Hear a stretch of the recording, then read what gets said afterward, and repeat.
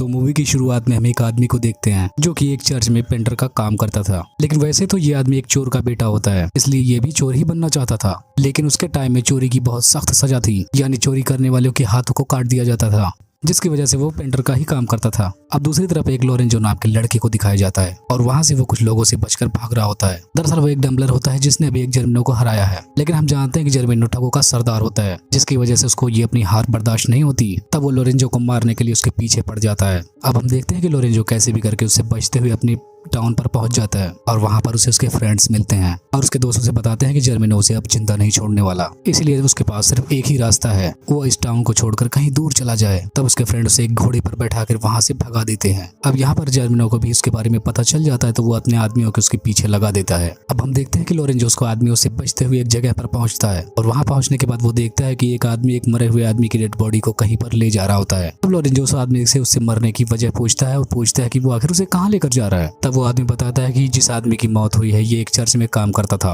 अब ये सुनने के बाद लोरेंजो सोचता है कि क्यों ना उस आदमी की जगह पर वो उस चर्च में जाकर फिर से काम करने लगे, इसकी वजह से उसकी जान भी बच जाएगी। लेकिन जब लोरेंजो उस आदमी से चर्च में अपनी नौकरी की बात करने लगता है तो वो बताता है कि वहाँ की नर्स जो हैं उन्हें सिर्फ गूंगा और बहरा लड़का ही चाहिए। अब इतनी सारी कंडीशन सुनकर लोरेंजो काफी हैरान हो जाता है और वहाँ से फौरन जाकर एक पेड़ पर चढ़ जाता है और वो जर्मिनो के आदमियों को धोखा दे देता है। वो उन्हें अपने खाली घोड़े के पीछे दौड़ा देता है, लेकिन उन लोगों के निकलते ही लोरेंजो जिस डाल पर बैठा होता है वो डाल टूट जाती है और लोरेंजो नीचे आकर गिर जाता है। अब लोरेंजो वहीं पर बेहोश हो जाता है। अब अगली सीन में हम देखते हैं कि वहां से कुछ नस गुजर रही होती है, उनकी नजर उस पर पड़ती है। तब उसे इस हालत में देखकर उसे अपने साथ लेकर जाने लगती है। अब दूसरी तरफ हम मूवी की शुरुआत वाले आदमी को देखते हैं जो कि एक चर्च में काम करता था। वो अपने चर्च का काम पूरा करके फादर से पैसे लेने जा रहा था, पर वो वहां जाने के बाद देखता है कि चर्च के फादर को प्लेग नाम की एक बीमारी है, क्योंकि उस समय खतरनाक बीमारी प्लेग ने काफी लोगों को बीमार कर रखा था। अब वो उस आदमी को पैसे न पाने की वजह से वो खुद ही फादर बन जाता है। अब हम एक लड़की पेम्पिनिया को देखते हैं जो कि उस राज्य की राजकुमारी होती है, लेकिन हाल ही में उस प्लेग नाम की बीमारी से उसके माता पिता की मौत हो चुकी थी। इसकी वजह से हम वहाँ की राजकुमारी को बहुत उदास देखते हैं। लेकिन तभी हम देखते हैं कि जर्मिनो अपने गंदे इरादों के साथ वहाँ की राजकुमारी के पास आता है और उसे सहारा देते हुए कहता है कि वो उस खुद को अकेला ना समझे और वो उसका ख्याल रख सकता है। इतना सुनने के बाद पेम्पिनिया बोलती है कि वो अकेली नहीं है, वो जल्दी ही किसी राजकुमार से शादी करने वाली है, क्योंकि उसके पिता ने एक राजकुमार के साथ उसकी शादी करने की बात कही थी और राजकुमार ने भी उसे शादी करने का वादा किया था। अब यहाँ पर इसकी वजह से जर्मिनो काफी जलने लगता है, क्योंकि वो भी राजकुमारी पेम्पिनिया से शादी करना चाहता था। अब जर्मिनो झूठ बोलता है, कहता है कि उस तुम्हारे पापा पर काफी ज्यादा कर्ज हो चुका था और उसी ने उसे कर्ज उतारने के लिए पैसे दिए थे और उसके बदले में तुम्हारे पिता ने तुम्हारी शादी मुझसे कराने का वादा किया था। अब इतना सब इसकी फर्जी बातें सुनने के बाद पेम्पिनिया को उसकी बातों पर भरोसा नहीं होता, लेकिन अभी के लिए इस बात को छोड़कर वो यहाँ से चली जाती है। अब हम दूसरे सीन में दूसरी तरफ लोरेंजो को देखते हैं जिसे चर्च में लाया गया था। अब हम देखते हैं कि वहाँ की दो नन्स होती हैं जो कि उसे काफी अट्रैक्टिव नजरों से देख रही होती हैं। अब वो अपने आप को कंट्रोल ना करके उसे किस करने लगती हैं, लेकिन हम ये भी जान पाते हैं कि लोरेंजो भी होश में आ चुका है और अब वो बेहोश पड़ने का नाटक करके वहाँ पर मजे ले रहा है। अब ये दोनों नन्स वो ये काम कर ही रही होती हैं, तभी उनकी मालकिन वहाँ पर आ जाती है। तब वहाँ की मेन नन्स उनसे लोरेंजो के बारे में पूछने लगती है। तब वो नन्स बोलती है कि उन्हें लगता है कि वो लड़का गूंगा और बहरा है। अब यहाँ पर दोनों नन्स ने बिना कुछ जाने ही ऐसे ही हवा में बोल दिया था, क्योंकि लोरेंजो उन्हें बहुत अच्छा लग गया था। तब उनकी मदर बोलती है कि ये तो बहुत अच्छा हुआ। नन्स की मदर्स बोलती है कि अब तुम लोगों की टिपिकल नेट्स पूरी हो जाएंगी। अब यहाँ पर लोरेंजो भी उनकी बातें सुनकर समझ जाता है कि ये सारे लोग कैसी नन्स हैं जो कि उसे काफी एंजॉय करा सकती हैं, और इसे ये भी पता चलता है कि इससे पहले जो लड़का गूंगा बहरा था उसे भी इसी काम के लिए रखा गया था, लेकिन ज्यादा ही ठोकने की वजह से बेचारे की बॉडी पूरी खोखली हो गई, जिसकी वजह से उसकी मौत भी हो जाती है। अब हम देखते हैं कि उस दोनों नन्स लोरेंजो के कपड़े निकालकर उसे नहलाने ले जाने लगती हैं और वहीं पर उसके साथ वो दोनों फिजिकल भी होती हैं। अब हम देखते हैं कि लोरेंजो वहाँ पर अच्छे तरीके से काम करने लगा था और वो एक एक करके सबको ठोक रहा था। अब हम दूसरी तरफ राजकुमारी पेम्पिनिया को देखते हैं जो कि जर्मिनो से छुटकारा पाने के लिए अपने फ्रेंड्स को बताती है। अब उसके फ्रेंड्स सारे सिचुएशन समझने के बाद राजकुमारी को वहाँ पास के ही एक चर्च में जाने को बोलने लगती हैं, ताकि कुछ दिन में वहाँ के राजकुमार के आने के बाद वो उससे शादी कर सके।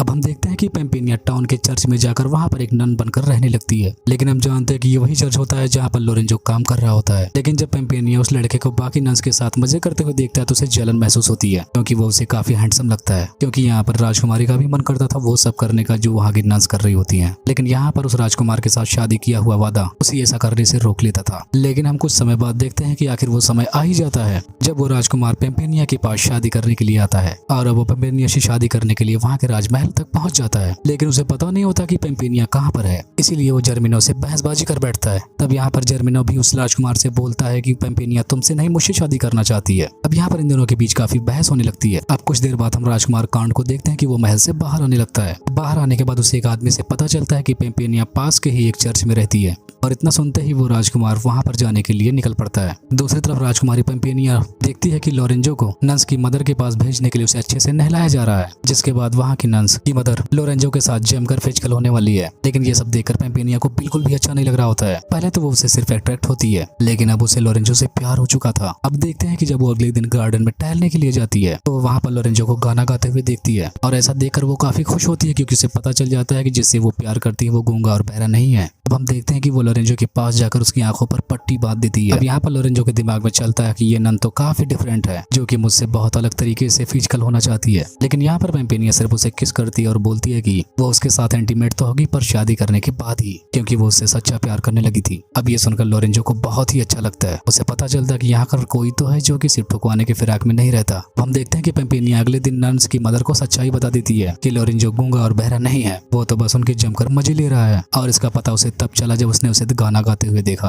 अब ये सब सुनकर नन्स की मदर काफी ज्यादा गुस्सा हो जाती है और अब वो लोरेंजो को धक्के मारकर वहां से बाहर निकाल देती है। अब पेम्पेनिया भी वहां से निकलकर वापस अपने महल की तरफ जाने लगती है। तो लोरेंजो बोलता है कि वो उसे भी उसके साथ ले चले, क्योंकि उसका अपना घर कोई नहीं है। और हम जानते हैं कि पेम्पेनिया भी यही चाहती थी, इसी वजह से वो उसे अपने साथ लेकर जाने लगती है। वहीं दूसरी तरफ वो राजकुमार भी उसी चर्च की तरफ आ रहा होता है और रास्ते में उसे नहाती हुई एक नन मिलती है, जो कि उसे सेड्यूस करके बोलता है कि वो उसे काफी पसंद आई है, इसलिए वो उसके साथ इंटीमेट होना चाहता है। लेकिन फिर राजकुमार के दिमाग में आता है वो तो ये सब कुछ राजकुमारी के लिए करना चाहता है और उसके साथ तो वो शादी भी करने वाला है। लेकिन वो तालाब में नहा रही लड़की खुद को पेम्पेनिया बता देती है। तब वो राजकुमार उसे राजकुमारी समझकर वहीं पर इंटीमेट होने लगता है। दूसरी तरफ हम देखते हैं कि पेम्पेनिया लोरेंजो को लेकर अपने महल तक पहुंच जाती है, लेकिन तभी जर्मिनो भी वहां पर आ जाता है। पेम्पेनिया उससे बोलती है कि वो उससे शादी कभी नहीं करेगी और वो उसका पीछा छोड़ दे। अब यहाँ पर लोरेंजो की भी सारी बातें समझ में आ जाती हैं और तब वो भी जर्मिनो से कहता है कि वो उस लड़की का पीछा छोड़ दे। लेकिन यहाँ पर जर्मिनो लोरेंजो के साथ फाइट करने लगता है और जब वहाँ पर वो उसे मारने ही वाला होता है तभी पेम्पेनिया बोलती है कि वो उसे अगर छोड़ दे तो वो बदले में उससे शादी कर लेगी। अब हम देखते हैं कि जर्मिनो लोरेंजो को बंदी बना लेता है। तब पेम्पेनिया फिर से बोलती है कि वो उसे शादी तभी करेगी जब वो लोरेंजो को आजाद कर देगा। अब ऐसा सुनने के बाद जर्मिनो पहले तो भड़क जाता है, लेकिन उसे शादी करनी थी इसलिए वो लोरेंजो को छोड़ देता है। और जब वो लोग लोरेंजो को छोड़ने ले जाते हैं तभी लोरेंजो को दिमाग में आता है कि वो उस लड़की को ऐसे छोड़कर नहीं जा सकता, इसीलिए वो वापस जाने लगता है। और अब वहीं पर राजकुमार भी वापस आ जाता है। अब ये दोनों चर्च पहुंचते हैं जहाँ पर देखते हैं कि जर्मिनो और पेम्पेनिया से शादी करने वाला होता है और वहाँ पर ये दोनों साथ में मिलकर जर्मिनो और उसके आदमियों से फाइट करना शुरू कर देते हैं और फाइनली ये दोनों मिलकर उन लोगों को मार डालते हैं। इसके बाद पेम्पेनिया राजकुमार के पास आकर बोलती है कि वो अब उससे शादी नहीं कर सकती। ऐसा सुनकर उस राजकुमार को कुछ भी समझ में नहीं आता कि आखिर राजकुमारी ऐसा क्यों बोल रही है। लेकिन जब पेम्पेनिया अपने चेहरे से नकाब को हटाती है तब देखकर राजकुमार के जान में जान आती है। वो बोलता है कि वो तुम पेम्पेनिया नहीं हो, बल्कि पेम्पेनिया तो कोई और है जो कि उसे रास्ते में मिली थी। और तभी वो लड़की भी वहीं पर आ जाती है।